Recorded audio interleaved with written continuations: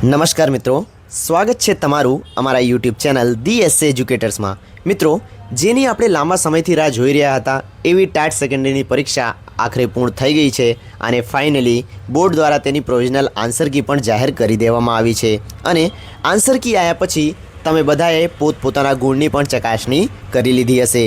પણ માર્ક્સ ગણ્યા પછી અત્યારે મોટાભાગના ઉમેદવારોના મનમાં એક જ મૂંઝવણ, એક જ પ્રશ્ન ચાલી રહ્યો છે કે સર, આ પ્રશ્નનો જવાબ તો પાઠ્યપુસ્તકમાં અલગ છે અને આન્સર કીમાં તો કંઈક બીજો જ જવાબ આપ્યો છે, અથવા આ પ્રશ્નમાં તો એકથી વધારે વિકલ્પો સાચા છે, તો હવે અમારે શું કરવું? જો તમને પણ આવો કોઈ ડાઉટ થતો હોય તો આ વિડીયો તમારા માટે ખૂબ જ કટોકટીભર્યો સાબિત થવાનો છે। કારણ કે મિત્રો, ટાટ સેકન્ડરીની પરીક્ષા હોય કે ટાટ હાયર સેકન્ડરીની પરીક્ષા હોય, બધી જ સ્પર્ધાત્મક પરીક્ષાઓમાં 0.25 કે 1 માર્ક્સની ભૂલ તમને મેરિટ લિસ્ટમાંથી સીધો બહાર ફેંકી શકે છે અથવા તમારો વારો સરકારી ભરતીમાં આવતા અટકાવી શકે છે। ગયા વિડીયોમાં આપણે ટાટ હાયર સેકન્ડરીની વાત કરી હતી, પણ આજનો આ વિડીયો ટાટ સેકન્ડરીના ઉમેદવારો માટે ખૂબ જ ખાસ છે। કેમ કે પ્રોવિઝનલ આન્સર કીમાં એટલી બધી ભૂલો, એટલી બધી ગંભીર મિસ્ટેક્સ કરવામાં આવી છે કે જો તમે અત્યારે વાંધા અરજી નહીં કરો, જો તમે પ્રશ્નોના જવાબ સામે ઓબ્જેક્શન નહીં લો તો તમારા હકના માર્ક્સ કપાઈ જશે।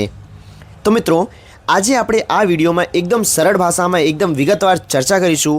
વાંધા અરજી કરવાની રીત, એકદમ સ્ટેપ બાય સ્ટેપ બધી પ્રોસેસ જોઈશું। એની સાથે સાથે કયા કયા ક્વેશ્ચન એવા છે જે ખરેખર ઓબ્જેક્શન કરવા લાયક છે અને સૌથી મહત્ત્વની વાત, એવા કયા પુરાવા આપણે રજૂ કરવા જે બોર્ડ ક્યારેય રિજેક્ટ કરી શકે નહીં। વિડીયોને એક પણ સેકન્ડ સ્કીપ કર્યા વગર જોજો અને જો તમે અમારા યુટ્યુબ ચેનલ ધી એસએ એજ્યુકેટર્સને અત્યાર સુધી સબસ્ક્રાઈબ ન કર્યું હોય તો અમારા ચેનલને સબસ્ક્રાઈબ કરી લેજો। ચાલો શરૂ કરીએ વિડીયોને। સૌથી પહેલો પ્રશ્ન એ ઊભો થાય છે કે કયા એવા સ્પષ્ટ પુરાવા છે જે બોર્ડ ક્યારે નકારી નહીં શકે। ઘણા બધા મિત્રો એવા હોય છે જે સીધો ગૂગલના સ્ક્રીનશોટ અપલોડ કરી દે છે અથવા તો કોઈ પ્રાઇવેટ પબ્લિકેશનના પુસ્તકનો પાનો અપલોડ કરી દે છે, પુરાવા તરીકે રજૂ કરી દે છે, તો શું એ બોર્ડ માન્ય ગણશે? તો મિત્રો, બિલકુલ પણ નહીં ગણે। તમારા આ બધા પુરાવો બોર્ડ સીધો કચરા ટોપલીમાં નાખી દેશે। તો પછી કયા પુરાવા રજૂ કરવા? તો એનો સિમ્પલ આન્સર છે કોઈ પણ સરકારે માન્ય પુસ્તક, જીસીઆરટીનું પુસ્તક હોય, એનસીઆરટીનું પુસ્તક હોય, કાં તો યુનિવર્સિટીના સંદર્ભ ગ્રંથો હોય, એ તમે પુરાવા તરીકે રજૂ કરી શકો છો। એ બધા પુરાવા બોર્ડ ક્યારે નકારી નહીં શકે। અને ચાલો હવે જોઈએ સ્ટેપ બાય સ્ટેપ કેવી રીતે આપણે વાંધા અરજી કરી શકીએ છીએ, કયા કયા પ્રશ્નો વાંધા અરજી કરવા લાયક છે। ચાલો શરૂ કરીએ પ્રોસેસને। સૌથી પહેલાં આપણે જઈશું ગૂગલ ઉપર અને ત્યાં સર્ચ કરીશું SEB.OAKLY અને સર્ચ કર્યા પછી એન્ટર કરી દઈશું। હવે તમારી સામે ફર્સ્ટ જે વેબસાઇટ છે http://seb.oakley.com એ આવી જશે। એના ઉપર ક્લિક કરીશું। ક્લિક કરતાં જ આવું એક ઇન્ટરફેસ અમારી સામે આવી જશે। હવે પહેલું જે છે ત્યાં તમે દાખલ કરશો તમારી પરીક્ષાનો સીટ નંબર। સીટ નંબર દાખલ કર્યા પછી નીચે દાખલ કરશો તમારી જન્મ તારીખ અને આ બધી વિગતો ભર્યા પછી આ જે ઓપ્શન છે આગળ વધો ત્યાં ક્લિક કરી દેશો। અહીં ક્લિક કરતાં જ તમારી સામે આવું એક ઇન્ટરફેસ આવી જશે। હવે તમને શું કરવાનું છે? પહેલાં તો તમારું માધ્યમ પસંદ કરવાનું છે, જે માધ્યમમાં તમે એક્ઝામ આપી છે। પસંદ કરી લઈએ એક માધ્યમ આપણે ગુજરાતી।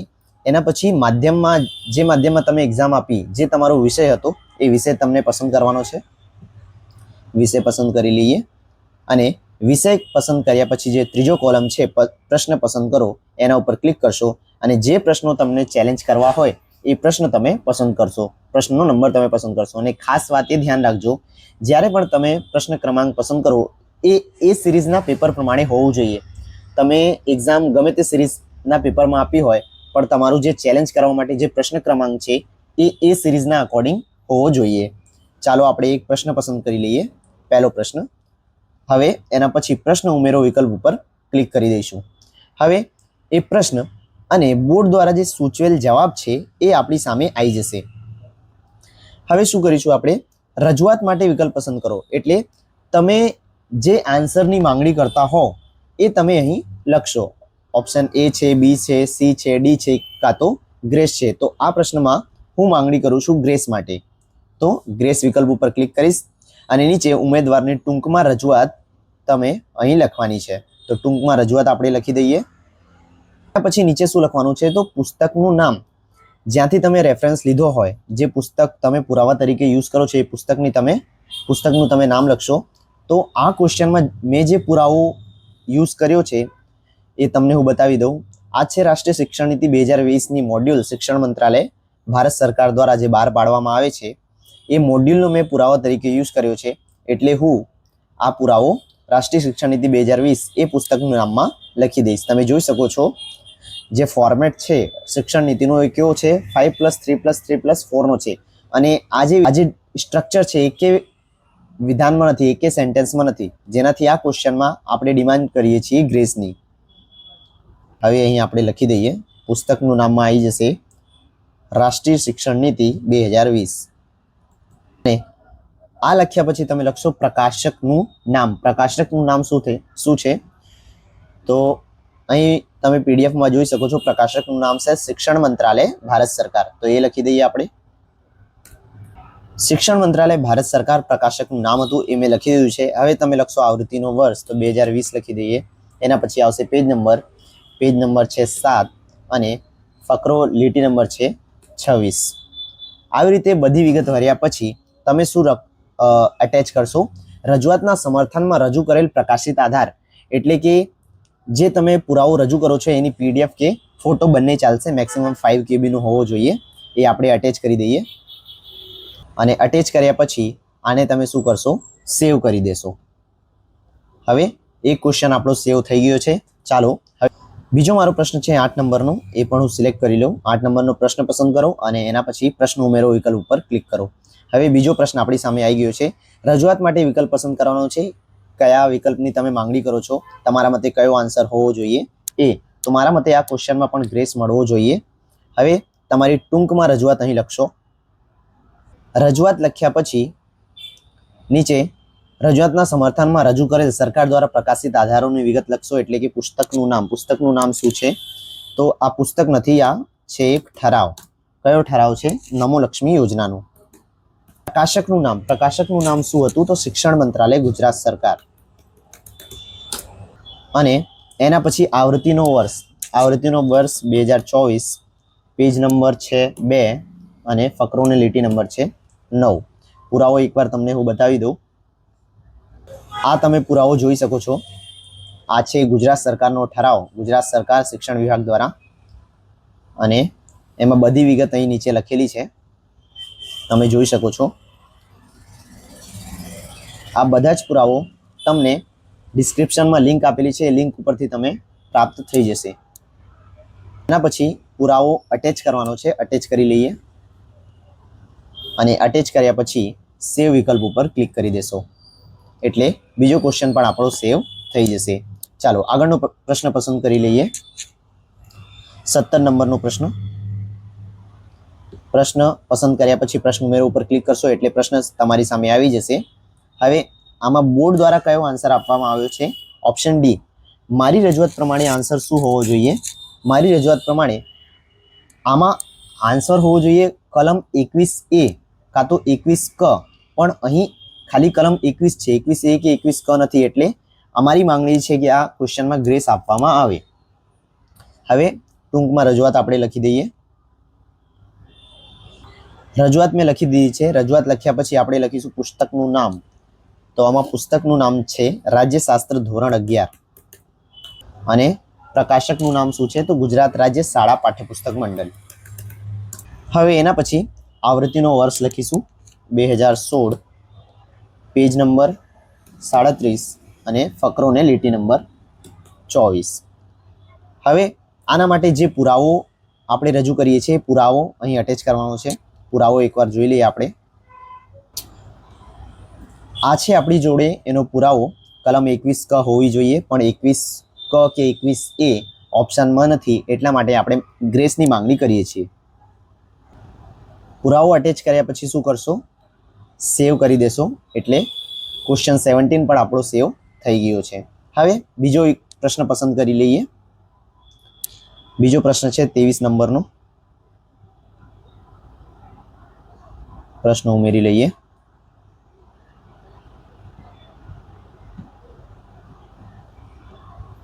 હવે આમાં પણ આન્સર નથી આપેલું, એટલે આમાં પણ આપણે ગ્રેસની માંગણી કરીએ છીએ. ટૂંકમાં રજૂઆત લખી દઈએ. મેં મારી રજૂઆત અહીં લખી દીધી છે. એના પછી પુસ્તકનું નામ. હવે આ તો એક દાખલો છે, એટલે દાખલો તો ક્યાંક પુસ્તકમાં તમને મળી નહીં. તો પુસ્તકનું નામ અને પ્રકાશકનું નામમાં તમે શું લખશો? તો આપણે સ્વલિખિત લખી દઈએ. આમાં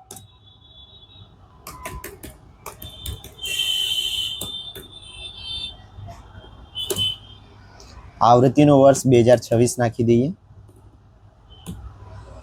પેજ નંબર 1, ફકરો લીટી નંબર 1, અને દાખલો ગણ્યાનો જે પુરાવો છે તમારી પાસે એ અહીં અટેચ કરી દઈએ. જોઈ લઈએ એક વખત પુરાવો. આપણે પુરાવો આ દાખલો ગણી નાખ્યો છે, અને આ દાખલા પ્રમાણે જે આપણો જવાબ છે એ ગ્રેસ હોવો જોઈએ. એટલે આ પુરાવો આપણે અટેચ કરી દઈએ. ત્યાં અટેચ કર્યા પછી તમે સેવ કરી દેશો. હવે ક્વેશ્ચન 23 પણ સ્થાનિક રીતે સાચવી ગયો છે. આગળનો પ્રશ્ન પસંદ કરી લઈએ. પ્રશ્ન નંબર 43. પ્રશ્ન પસંદ કર્યા પછી પ્રશ્ન ઉમેરશો. પ્રશ્ન તમારી સામે આવી ગયો છે. હવે 43 નંબરના જે ક્વેશ્ચનમાં છે એના જવાબમાં મારા મતે જે જવાબ છે ઓપ્શન સી હોવો જોઈએ. તો હું અહીં ઓપ્શન સી સિલેક્ટ કરીશ. એના પછી આપણી રજૂઆત ટૂંકમાં લખી દઈએ. ટૂંકમાં રજૂઆત લખ્યા પછી પુસ્તકનું નામ લખીશું. મનોવિજ્ઞાન, ધોરણ 12. પ્રકાશકનું નામ લખીશું. પ્રકાશકનું નામ છે NIOS, national institute of open schooling. આવૃત્તિનો વર્ષ લખીશું 2021. પેજ નંબર છે 178, અને ફકરો લીટી નંબર છે 19. આનો પણ પુરાવો એકવાર જોઈ લઈએ આપણે. આ છે આનો પુરાવો. જોઈ શકો છો તમે, આંતરિક અભિપ્રેરણા આપ્યું છે. આ પુરાવાને આપણે અટેચ કરી દઈએ. ત્યાં ચૂઝ ફાઇલ કરીને તમે પુરાવાને ત્યાં અટેચ કરી દેશો, અને પુરાવો અટેચ કર્યા પછી છેલ્લે સેવ વિકલ્પ ઉપર ક્લિક કરી દેશો. 5 ક્વેશ્ચન આપણે સાચવી લીધા છે. આગળનો પ્રશ્ન પણ કરી લઈએ. પ્રશ્ન નંબર 54, 54 નંબરનો પ્રશ્ન સિલેક્ટ કર્યો. એના પછી પ્રશ્ન ઉમેરો વિકલ્પ ઉપર ક્લિક કરીશું. એ જ પ્રોસેસ છે. આ ક્વેશ્ચનમાં મારા મતે જવાબ છે એ અલ્પ બુદ્ધિ હોવો જોઈએ. એ પણ આપણે અહીં સિલેક્ટ કરી લઈએ. રજૂઆત પણ લખી દઈએ સાથે સાથે. ચાલો, રજૂઆત લખ્યા પછી આપણે પુસ્તકનું નામ લખીશું. મનોવિજ્ઞાન, ધોરણ 12.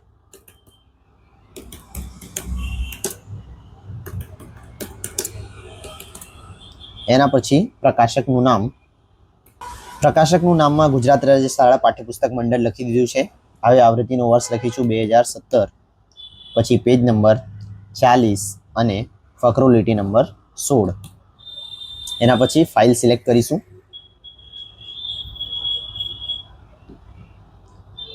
આ પુરાવો મેં અટેચ કરી દીધું છે. એકવાર પુરાવો પણ જોઈ લઈએ. પુરાવાનું તમે ટેન્શન લેવાની બિલકુલ પણ જરૂર નથી. બધા જ પુરાવો તમને અમારું જે વિડીયો છે એની ડિસ્ક્રિપ્શનમાં બધાની લિંક તમને મળી જશે. 54 નંબરનો પુરાવો. આ આખો પુરાવો છે. આની લિંકમાં તમને બધા પુરાવા મળી જ જશે. ચાલો, પુરાવા અટેચ કરી દીધો છે. અટેચ કર્યા પછી સેવ કરો ઓપ્શન ઉપર ક્લિક કરશો એટલે આ ક્વેશ્ચન પણ સેવ થઈ જશે. આવી રીતે. હવે બીજો એક પ્રશ્ન અટેચ કરી લઈએ. 73 નંબરનો પ્રશ્ન, 73 નંબરનો. પછી પ્રશ્ન ઉમેરો વિકલ્પ ઉપર ક્લિક કરીશું. હવે આ ક્વેશ્ચનમાં ઓપ્શન એ અને ઓપ્શન ડી બંને સેમ જ છે, એટલે ઓપ્શન એ અને ડી બંને જવાબ હોવા જોઈએ. પણ રજૂઆત માટે જ્યારે આપણે વિકલ્પ પસંદ કરીએ છીએ ત્યારે આપણે એક જ વિકલ્પ પસંદ કરી શકીએ છીએ. તો આપણે શું કરીશું? એ પસંદ કરીએ કે ડી પસંદ કરીએ? બંને તો સિલેક્ટ ના થાય. તો એના માટે આપણે ગ્રેસ વિકલ્પ ઉપર ક્લિક કરવાનો, ગ્રેસ પસંદ કરી લેવાનો. રજૂઆત લખી દઈએ. આ મેં રજૂઆત લખી દીધી છે. હવે પુસ્તકનું નામ લખીશું આપણે ગુજરાતી. પુસ્તકનું નામ છે ગુજરાતી, ધોરણ 10, અને પ્રકાશકનું નામ છે ગુજરાત રાજ્ય શાળા પાઠ્યપુસ્તક મંડળ. પ્રકાશકનું નામ છે ગુજરાત રાજ્ય શાળા પાઠ્યપુસ્તક મંડળ. પછી આવૃત્તિ સિલેક્ટ કરીશું. આવૃત્તિ કઈ છે? તો 2017 આવૃત્તિનો વર્ષ. પેજ નંબર છે 67, અને ફકરોને લીટી નંબર છે 23. આનો પણ પુરાવો તમને એક વખત બતાવી દઉં હું. હા, જોઈ શકો છો તમે. આનો પુરાવો મેં અટેચ કરી લીધું છે. અટેચ કરવા માટે ચૂઝ ફાઇલ ઉપર ક્લિક કરશો અને પુરાવોને સિલેક્ટ કરી લેશો અને પછી સેવ કરો વિકલ્પ ઉપર ક્લિક કરી દેશો. હવે આપણી બધા જ ક્વેશ્ચન છે એ મેં સિલેક્ટ કરી લીધા છે, બધાનો પુરાવો અટેચ કરી દીધા છે, એટલે સ્થાનિક રીતે 7 ક્વેશ્ચન સાચવી દીધા છે. એના પછી હવે છેલ્લે આપણે શું કરીશું, તમામ 7 રજૂઆત સબમિટ કરો. આ વિકલ્પ ઉપર ક્લિક કરતાં જ તમારી જે બધી રજૂઆત છે એ સબમિટ થઈ જશે. અને જો તમે ઈચ્છતા હો તો તમે આમની પ્રિન્ટ પણ કાઢી શકો છો. હવે આપણું ફાઇનલ સબમિશન ખાલી બાકી છે. ફાઇનલ સબમિશન હું કરી દઉં. તમામ 7 ક્વેશ્ચન, તમામ 7 રજૂઆત સબમિટ કરો. આ વિકલ્પ ઉપર ક્લિક કરતાં જ તમારી જે બધી રજૂઆત છે એ સબમિટ થઈ જશે. સબમિટ થઈ રહ્યું છે. અહીં તમે દેખાઈ જશે સબમિટેડ. બધી જે 7 રજૂઆત છે એ સબમિટ થઈ ગઈ છે. આ હતા પાર્ટીના બધા જ પ્રશ્નો. જો તમારી પાસે પણ કોઈ પણ પ્રશ્ન હોય તો તમે કમેન્ટ કરીને અમારા જોડે શેર કરી શકો છો. સાથે સાથે ઘણા બધા પ્રશ્નો અમે પાર્ટ બીના પણ ચેલેન્જ કર્યા છે. જો તમને પણ એમના પુરાવા જોઈતા હોય તો ડિસ્ક્રિપ્શનમાં વોટ્સઅપ ગ્રુપની લિંક આપેલી છે, ત્યાં તમે જોડાઈ શકો છો અને એ ગ્રુપમાં તમને પાર્ટ બીના પણ બધા જ પ્રશ્નો કે જે ગ્રેસવાળા હોય, બે વિકલ્પોવાળા હોય, એ તમને ત્યાં મળી જશે. પ્રશ્નો પણ અને એમના પુરાવા પણ. જો તમને વિડીયો યુઝફુલ લાગ્યો હોય, તમારા માટે હેલ્પફુલ હોય, તો તમે આ વિડીયોને તમારા મિત્રો સાથે શેર કરજો અને સાથે સાથે અમારા આ પ્રયાસો માટે અમારા યુટ્યુબ ચેનલ DSA એજ્યુકેટર્સને સબસ્ક્રાઈબ કરી લેજો અને બેલ આઇકનને પ્રેસ કરી લેજો. Thank you.